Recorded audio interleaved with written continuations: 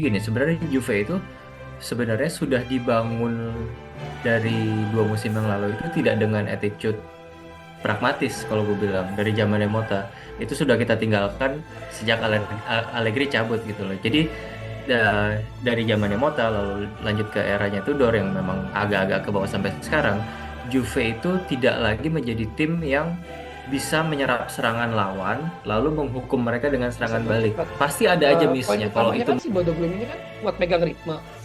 Tapi tadi high risk high reward tadi kan rentan juga kalau ritmenya dihancurin. Nah kita tuh harus punya mungkin pressingnya nggak bisa high pressure terus-terusan atau mungkin menurut gua jangan high pressure tapi kayak trigger pressure gitu loh. Sebenarnya lebih ke pragmatis sih Bang Ali gua.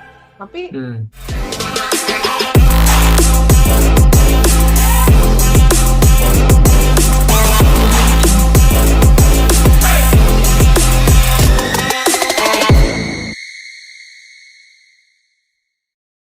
Juventini pertandingan kali ini bakal jadi salah satu malam paling krusial dan menarik ya untuk perjalanan Juventus di Liga Champions. Bukan cuma soal lawannya nih, tapi soal hidup mati di format Swiss model yang kejam ini. Di mana Juventus kondisinya baru punya 3 poin dari 4 laga dan sekarang harus terbang jauh ke utara yang dengan kondisi dingin, angin kencang, rumputnya juga berbeda, atmosfernya berbeda. Pokoknya nggak ada yang ideal nih kondisinya. Selamat datang kembali di Suara Juventini bareng aku Sekar Nasli. Kita bakal bahas tuntas preview laga Juventus versus Bodo Glimt.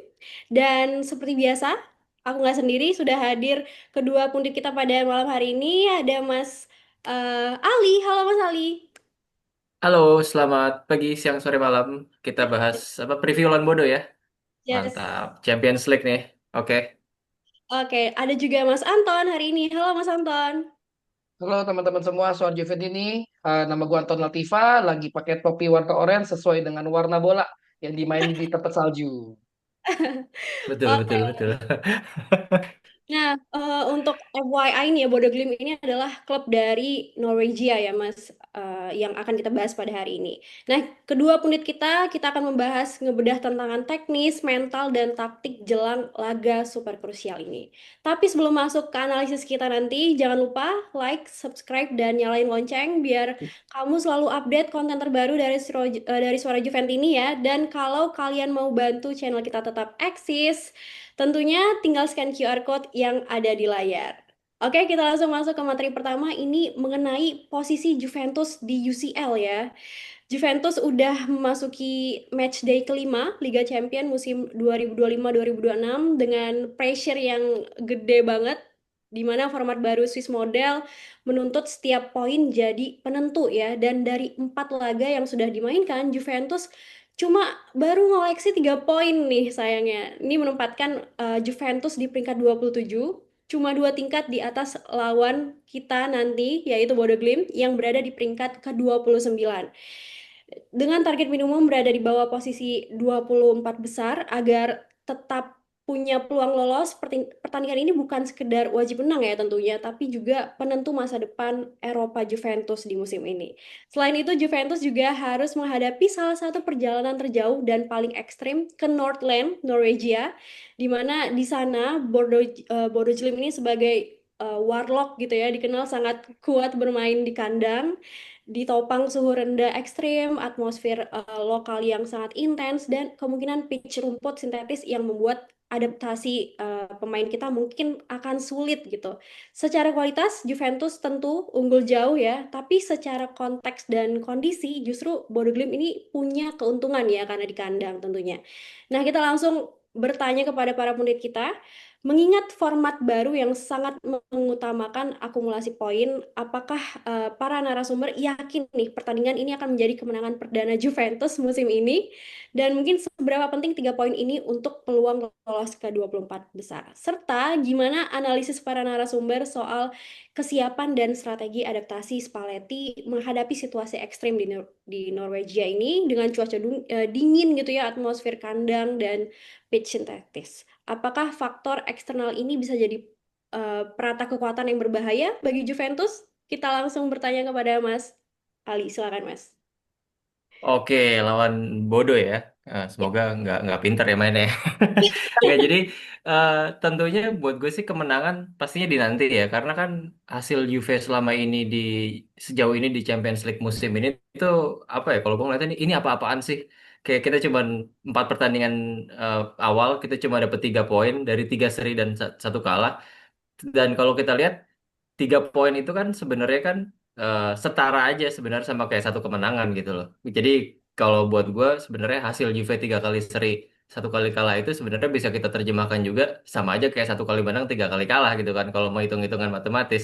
Dan gergetan kan jadinya kan. Dan apalagi kalau kita lihat hasil serinya Juve itu tuh lebih kayak ke apa ya, kita bisa kita yang harusnya menang tapi Hmm. gagal menang, kayak kita lihat aja lah lawan Sporting lah yang terakhir kemarin kita menguasai betul pertandingan, ciptakan banyak peluang tapi hasil golnya cuma satu. Nah jadi memang ya lawan Dortmund dan juga Villarreal ya sedikit banyak case-nya seperti itulah. Malah lawan Villarreal kita kebalap kan tadinya udah menang. Nah jadi memang buat gue kemenangan jadi harga mati ya buat pertandingan lawan Bodo Glimt ini. Dan menurut gua sebenarnya lawan Bodo ini memang benar tantangannya itu lebih ke faktor eksternal sebenarnya. Kalau dari faktor internal, uh, gue bisa dengan pede bilang secara individual, secara kualitas tim Juve masih di atas lah. Itu kan juga terbukti dari ini loh, apa pot Liga Champions Juve ada di pot 2, Bodo Glimt ada di pot 3. Nah, faktor eksternal nih yang buat gue memang jadi apa ya, hambatan utama lah, challenge utama bukan hambatan, challenge utama. Eh, kalau kalau dari formnya Bodo sendiri di Liga Champions, dia 2 kali menang, 2 kali kalah, 2 kali seri, 2 kali kalah kan. Jadi memang belum pernah menang juga ya. Di situ sama-sama Juve sebenarnya, tapi mereka udah 2 kali kalah. Dan dan ini kalau kalau boleh sedikit cerita tadi yang kayak kayak sempat dijelasin sedikit sama Sekar, Bodo tuh lokasinya tuh beneran apa ya? Jauh banget di utara. Mereka tuh technically tuh sudah masuk, udah bisa dibilang kutub utara lah karena memang posisinya tuh udah di dalam lingkar Arktik. Kalau di kutub utara, kalau yang di bagian utara bumi itu ada lingkar kutub. Nah, Bodo Bodo tuh lokasinya tuh udah di dalam lingkar kutub itu. Jadi sebenarnya emang bener-bener udah di kutub utara gitu. Juve bakal main di kutub utara besok. Dan setahu gua itu nggak ada flight langsung ke sana. Mereka itu pasti akan transit dulu di Oslo, baru dari Oslo biasanya ke Bodo. Nah, dan juga di sana itu gue tadi iseng kan ngecek eh, cuaca di sana. Di sana itu sekarang karena udah mau menuju musim dingin, sunsetnya itu jam 3 sore. Bayang nggak jam 2 jam 3 tuh udah mulai gelap. Dan kalau malam suhunya itu bisa sampai -6. Itu udah di bawah nol dan pasti sangat tidak nyaman banget bermain di kondisi be- bermain intensitas tinggi di suhu di bawah nol tuh sudah pasti nggak nyaman banget. Dan somehow Bodo sudah biasa bermain seperti itu. Ini challenge challenge tersendiri kan buat Juve kan. Dan yang terakhir itu yaitu lapangan itu benar, lapangan di Stadionnya Bodo itu sudah pasti pakai rumput sintetik. Karena rumput asli akan sangat susah tumbuh di suhu segitu, bayangin aja kan. Nah, lapangan sintetik ini juga pasti akan mempengaruhi kalau kalau pemain profesional tuh mereka ngaruh banget di traction. Semoga nggak bakal banyak pemain kita yang kepleset. Dan juga aliran bola tuh pasti bakal banyak berbeda. Jadi ya buat gua memang challenge-nya Juve lawan Bodo besok ini lebih ke faktor eksternal seperti itu, faktor faktor away-nya lah, karena ini bakal jadi perjalanan yang eh, jauh secara jarak iya, dan juga pasti mau nggak mau um, nguras tenaga juga sih. Tapi ya balik lagi, eh, bagaimanapun itu kemenangan tetap jadi harga mati buat Juve. Apalagi ya benar tadi di sistem Liga Champions yang baru ini kita nggak bisa nafas sedikit aja. Apalagi kita punya target buat lolos ke babak berikutnya at least lewat playoff kan. Gitu. Jadi ya oke, perjalanan berat tapi 3 poin harus tetap kita targetkan. Oke, Mas Ali, udah pede nih ya, kita mungkin secara kualitas dan statis memang lebih tinggi, tapi wondering juga tantangannya berat banget nih secara kondisi permainan. Banget. Kalau Mas Anton gimana Mas menyoroti permainan nanti?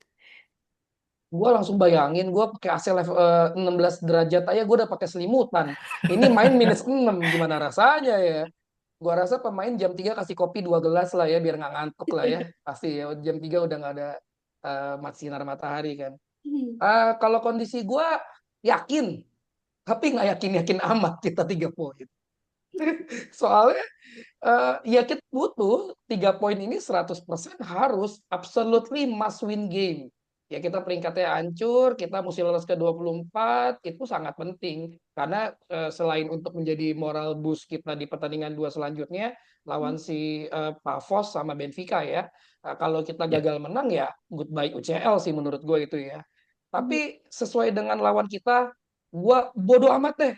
Bodo amat mau bagus kek mainnya kek, mau jelek kek, pokoknya 3 poin. Gue terima deh gimana pun caranya, mau bunuh diri kek, 3 poin pokoknya deh. Ini harus 3 poin. Ya, Spalletti harus instruksiin timnya gimana caranya mental mau menangnya tuh dibalikin deh. Vinola Vine-nya itu harus dibalikin deh menurut gue deh. Ini kualitas udah jauh, jangan sampai kita nggak bisa ambil kemenangan. Makanya gue bilang yakin tapi nggak yakin. Nah, nggak yakinnya nih karena tadi faktor eksternal. Gue jelasin sedikit. Tuh kalau 0 derajat, otot kita tuh kaku loh. Itu secara pemain. secara fisik sih nggak ideal. Setahu gue tuh kalau dari ilmu keolahragaan tuh memang badan itu memang paling bagus untuk olahraga high intensity. Itu biasanya di 10 sampai 20 derajat. Di bawah 10 tuh sebenarnya udah nggak enak. Apalagi ini Iya. sampai minus gitu loh. Iya, gila banget kan. Apalagi terus menurut gua duel-duel udara gimana lompatnya? Otot-otot pada kaku begitu, pada rawan cedera begitu kan. Terus eh, artificial turf itu rumput sintetis lah bahasanya itu membuat bola bergerak lebih cepat loh. Itu Cepat, bener-bener ngalirnya lebih cepat. ngalir lebih cepat. Kita nggak terbiasa main seperti itu. Gue bayangin Vlahovic yang terbiasa main di Itali, nahan, terus kemudian kepleset, kepleset gitu kan. Susah banget kontrol bola. Yildiz sama Chico yang akan carry the ball, dribble-nya yang fantastis akan kesulitan. Jadi dengan faktor eksternal ini, kualitas yang pemain Juve yang jauh banget, itu diperkecil tuh sama faktor eksternal ini. Karena mereka sudah terbiasa dan lapangannya dan cuacanya tidak mendukung. Ditambah lagi stadion kecil ya, Bang Ali ya. Stadion kecil itu Ya, pasti berisik banget tuh. Teriakin, berisik. wah, Penontonnya waduh deket itu banget sama pemain. benar. Dan apalagi dengan mentalitas mereka yang menguasain bola dan segala macam itu pasti akan mempengaruhi mental kita, mental pemain Juve sendiri. Jadi yakin tapi nggak yakin-yakin amat gua. Gimana tuh? Oke. Nah, mungkin selain dari tadi kita kan menyoroti soal faktor cuaca lingkungan yang mungkin memang sangat ekstrim bagi para pemain kita. Tapi kita boleh mungkin sedikit masuk ke tentang Bodo Glimt ini ya. Ternyata memang untuk performa mereka juga sebenarnya nggak jelek-jelek banget nih, walaupun memang di bawah Juventus ya secara rating dan lainnya gitu.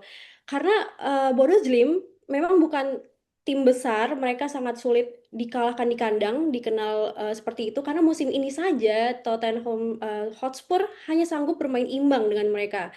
Kemudian juga ada catatan bahwa AS Monaco juga baru bisa menang setelah adaptasi hampir satu babak penuh dan kemudian Bodo Glimt juga dikenal dengan ciri khas permainan di Northland itu yang memiliki intensitasnya sangat tinggi, kemudian selalu memberikan high pressing nonstop, serangan cepat lewat area lebar, kemudian jumlah tembakannya tinggi.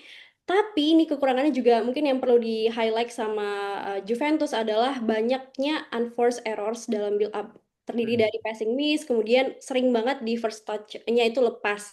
Nah, ini mungkin yang membuat tim mereka ini dijuluki tim yang high risk tapi juga high reward gitu ya.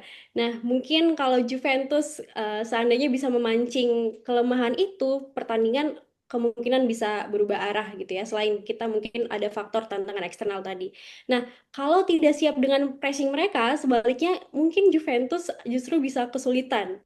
Nah, kepada narasumber kita nih, mungkin mengingat Bodo Glimt yang sering melakukan kesalahan teknis saat build up, gimana nih Juventus harus memanfaatkan pola high risk high reward mereka nih?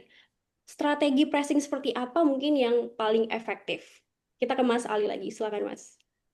Iya, kalau ngomongin strateginya yang enaknya dilakukan oleh Juve, jadi gini, sebenarnya Juve itu sebenarnya sudah dibangun dari 2 musim yang lalu itu tidak dengan attitude pragmatis kalau gue bilang dari zaman Mota itu sudah kita tinggalkan sejak Allegri cabut gitu loh. Jadi dari zamannya Mota lalu lanjut ke eranya Tudor yang memang agak-agak ke bawah sampai sekarang, Juve itu tidak lagi menjadi tim yang bisa menyerap serangan lawan lalu menghukum mereka dengan serangan balik. Pasti ada aja missnya kalau itu mau diterapin ke kita.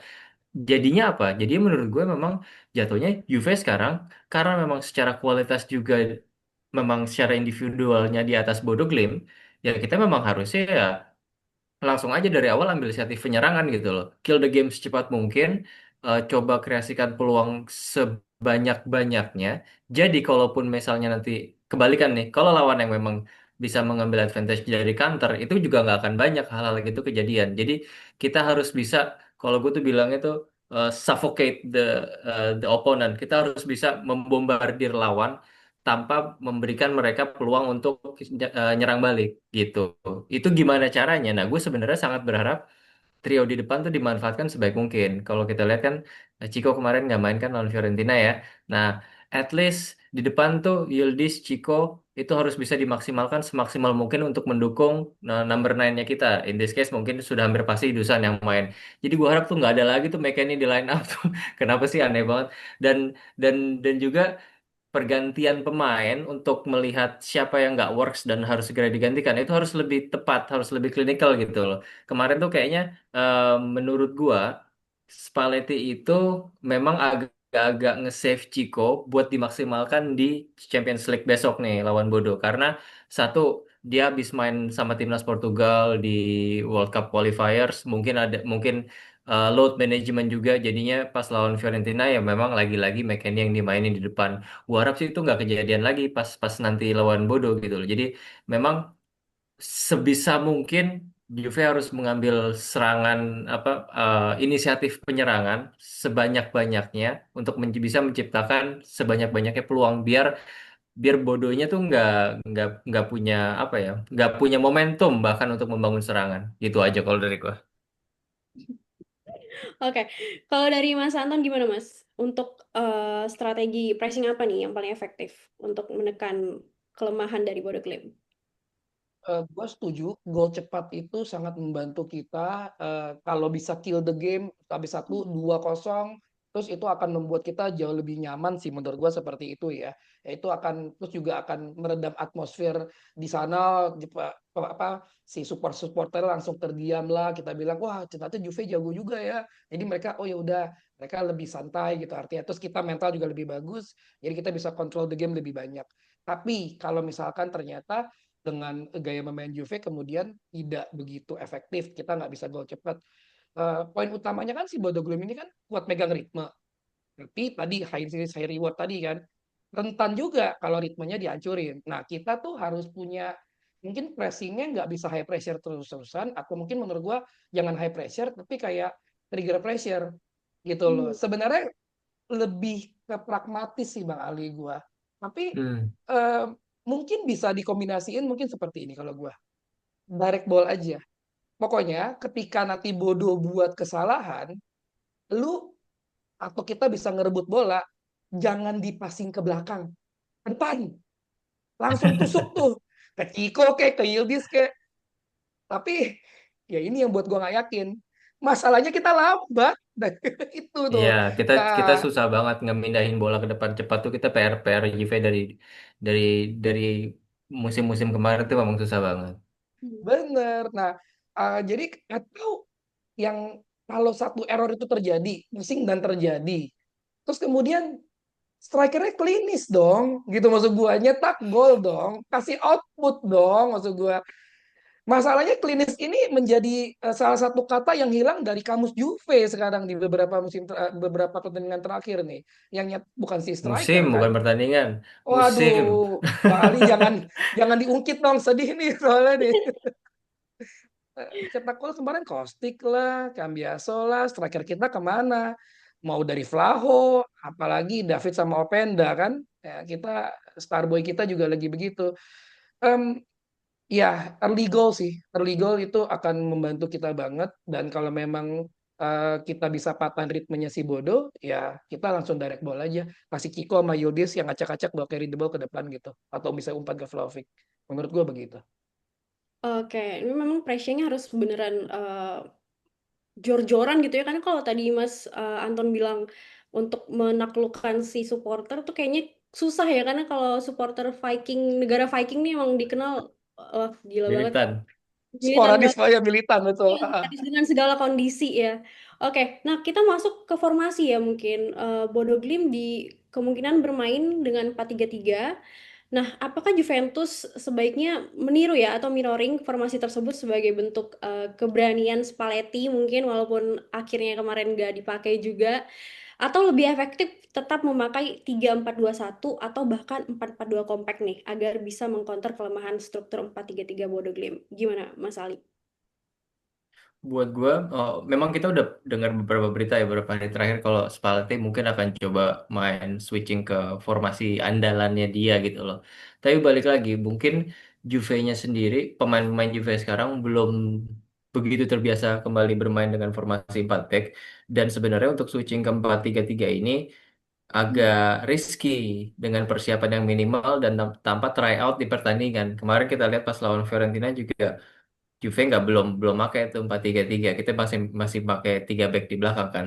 Jadi eh, oleh karena itu buat gue juga buat pertandingan lawan Bodo, gue rasa sih Juve lebih baik stay dengan 3-4-2-1 sih karena memang sistem itu sudah fasih dipakai dan memang stok pemainnya masih lebih banyak yang cocok dengan formasi 3-4-2-1. Penerapannya di lapangan ya bisa bisa micro tacticsnya bisa beda, beda lagi. Tapi ya itu tadi yang penting buat gue Juve harus memang meniatkan diri untuk nyerang dan buat kill the game as soon as possible gitu. Karena apa ya itu dia.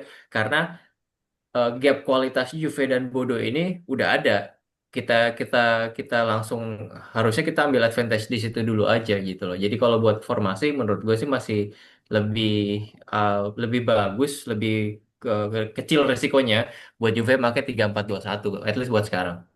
Hmm, oke. Kalau Mas Ali rekomendasi tetap nih di 3-4-2-1. Ya. Kalau Mas Anton gimana Mas soal formasi? Agree. Gua setuju banget. Kalau 4-3-3 sih enggak lah. Ya itu kita bakal pakai mirroring karena terus Bodo udah lebih sering pakai taktik itu. Kalau misalkan sama-sama 4-3-3 berarti kan ada duel positional per zona kan karena formasinya sama kan. Mereka udah bertahun-tahun pakai itu di kandang lagi, kita pasti kalah ritme, kalah tensi. Udahlah, janganlah kita eh, jangan pakai 4-3-3 lah. Kalau ke 4-4-2 sebenarnya cukup efektif untuk mancing mereka nyerang dengan menutup 4-4-2 kompak ya, dengan menutup daerah tengah sentral gitu kan, memaksa Bodo main ke kiri gitu. Tapi ya kita kembali 4-4-2 kita nggak pernah pakai, lu jangan coba-coba. Dan kita nggak ada pemain belakang yang material untuk di 4 back sekarang kan. Hmm. Nah, ya tetap di 3-4-2-1 sih, tetap sih. Ya tapi gue request sama Spalletti, Yildiz jangan kebanyakan di tengah. Main di winger di kiri aja, kiri Coba kanan coba sama Chico tuh. coba di WhatsApp. Coba di WhatsApp Ben- Bang Anton. Siapa tuh dia baca, bentar, Bang. bentar ya. Di reject bro, di Bro, reject. tolong, Bro. Nah, jadi kesimpulannya 3-4-2-1 masih yang paling ideal lah dengan kondisi Juve sekarang. Oke, dengan kondisi eksternal yang ekstrim itu juga gitu ya Mas Anton Mas Ali. Iya, Oke, betul. Ya. ini dengan harga mati kemenangan kita nih yang seperti udah di-mention kedua pundit kita. Lantas pertanyaan terbesar menyambut laga ini adalah dengan pentingnya 3 poin tadi, formasi dan starting 11 seperti apa nih yang paling ideal untuk Juventus? Kita mungkin mengerucut ke dua nama yang akan kita bahas. Yang pertama Conceição, hanya tampil sebentar lawan Fiorentina kemarin. Ini kira-kira apakah diberi kesempatan starter menurut pundit kita? Kemudian Fabio Miretti ini yang tampil cukup baik dan konsisten, apakah juga layak jadi starter dalam laga penuh nih? Di sisi lain, Spalletti juga mungkin harus menyeimbangkan antara adaptasi terhadap cuaca, kemudian adanya kebutuhan build up cepat dan menjaga stabilitas struktur pertahanan yang selama ini mungkin menjadi problem di Liga Champions. Nah, Hmm. pertanyaannya formasi apa yang paling cocok? Mungkin selain tadi ya, apa yang harus masuk ke starting eleven menurut para narasumber? Apakah mungkin Chico layak menjadi starter? Apakah Miretti harus diberi peran lebih banyak sejak menit pertama? Gimana Mas Ali? Oke, kalau formasi kayak yang tadi kita udah bahas, kayaknya akan lebih mengerucut ke 3-4-2-1 ya. Ya, Eh, sepakat. di goalkeeper pasti di Gregorio nggak peduli tidak stabil apapun dia, tapi ya memang harus diakui ya, stok kiper terbaik kita masih dia sekarang. Di belakang, gua rasa akan ada sedikit pergantian. Kalau kemarin back tengahnya itu pakai Kelly dan sementara di cadangan ada Gatti, kayaknya sih buat lawan Bodo besok 3 back di belakang itu balik lagi akan Cup Miners, Gatti, Kalulu. Ya kita berharap aja Gatti nggak ngablu gitu ya, kayak kayak yang pas lawan siapa sih, Torino ya kemarin yang dia bikin Torino, sempat ya. bikin salah. Nah di tengah juga gua rasa perlu ada sedikit apa ya, tweak. Di kiri tetap Kostic, tapi double pivot di tengah nih buat nemenin Locatelli. Gua sebenarnya lebih condong ke Miretti. Ngelihat Miretti sudah fit dan juga sayangnya berbarengan sama nurunnya performance Thuram. Gue nggak tahu kalau yang gue lihat Thuram beberapa pertandingan terakhir, kecuali pas lawan Sporting ya, dia lawan Sporting bagus. Tapi beberapa pertandingan sebelum dan sesudah lawan Sporting tuh kayak apa ya, kayak kurang memberikan impact gitu loh buat tim. Jadi mungkin ada baiknya buat sekarang kita coba Miretti dulu yang jadi starting, dan di kanan tetap Cambiaso. Nah, untuk di depan ya ini Yildiz, Chico, supporting Dusan Vlahovic. Nah, tapi pengen gue highlights mungkin pergantiannya ya.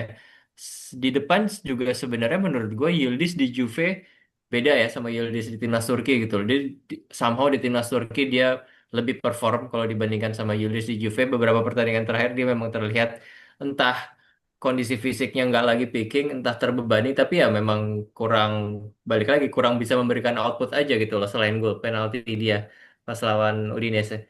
Nah, gue berharap Spalletti bisa pergantiannya itu bisa cepat gitu loh.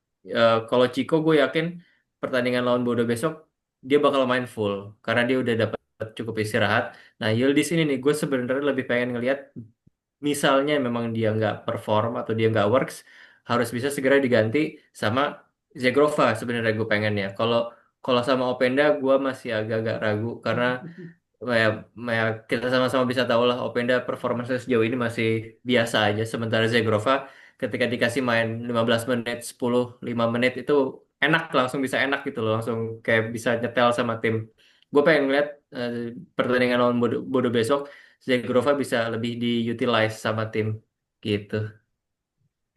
Oke, Miretti jadi starting, Chico main full, Zagrova jadi backupnya Yildiz. Itu dari Mas Ah Alif. iya, Kalau dari Mas Anton gimana, Mas? Duh, Kira-kira sama lagi pikirannya ya tentang Zegruva, samanya sama lagi gue. iya. Nanti gue jelasin dikit. Formasi gue sama 3-4-2-1, kiper tetap di green, no option.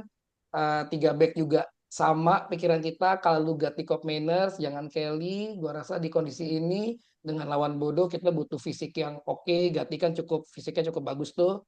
Kiri tetap Kostic, kanan Cambiaso, tetap yang terbaik pilihan kita selama ini lagi perform si Kostic.